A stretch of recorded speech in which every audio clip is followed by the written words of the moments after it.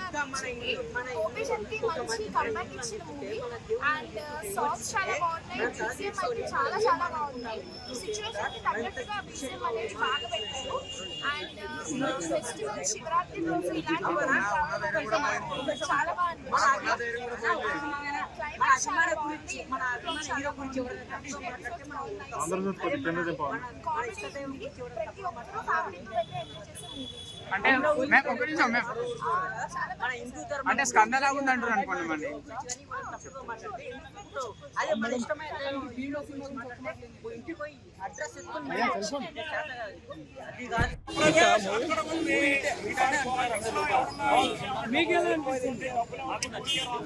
ఏదన్నా బోర్ కొట్టిందా బ్రో? ఎక్కడైనా బోర్ కొట్టిందా?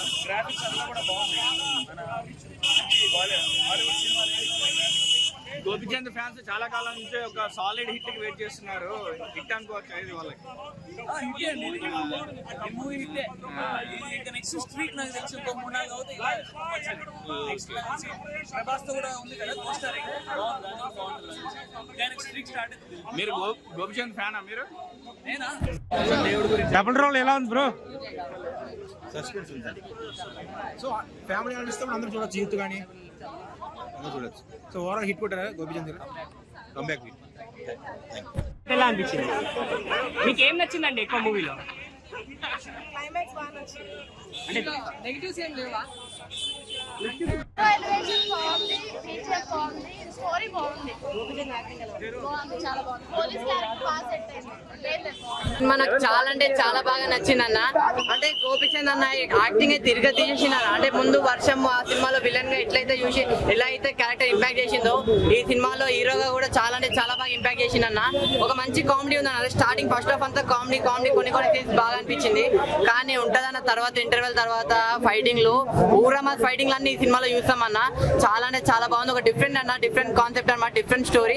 సాంగ్స్ కానీ అది కానీ హీరోయిన్ మధ్యలో ఉన్నారు కెమిస్ట్రీ కానీ చాలా అంటే చాలా బాగుంది అన్న. అనేటోడు ఎంతో మంది అంటూనే అంటారు అన్న, అవంతా పట్టించుకోకండి. భీమా అనే చాలా అంటే చాలా బాగుంది సినిమా.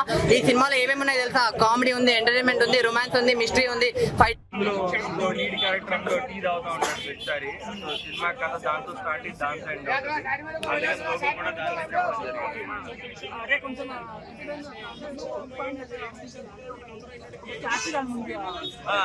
అంటే బేసికలీ ఈ సినిమా రిచ్ వర్సెస్ పూర్ అనమాట. సో ఒక రిచ్ కపుల్ ని కొంతమంది పూర్ పీపుల్ వచ్చి కిడ్నాప్ చేస్తారు. సో ఆ రెండు జరిగే ఇద్దరి మధ్య జరిగే డిబేట్ డిస్కషన్ చూపించడానికి ఆ కాఫీ కెటిల్ యూజ్ చేయడం జరిగింది. మామూలుగా ఎందుకంటే మనం పట్టి కొట్టులో కాఫీ కెటిల్లో టీ తాగుతుంటాం కదా, అది సింబాలిక్ టు కొంచెం లోయర్ మిడిల్ క్లాస్ అనేది సింబాలిక్.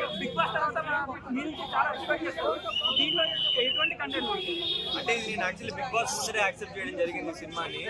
సో బట్ ఎనీవే చేసినా కూడా కంటెంట్ అదే.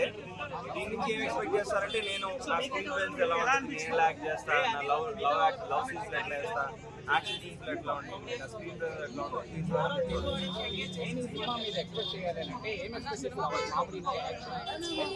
Family drama, comedy, comedy thriller. అంత ఇంటెన్స్ ఉండదు, ఎక్కువ కామెడీగానే ఉంటుంది, లైట్గా వెళ్ళిపోతూ ఉంటుంది, సీరియస్నెస్ ఒక లైట్ కామెడీ థ్రిల్లర్.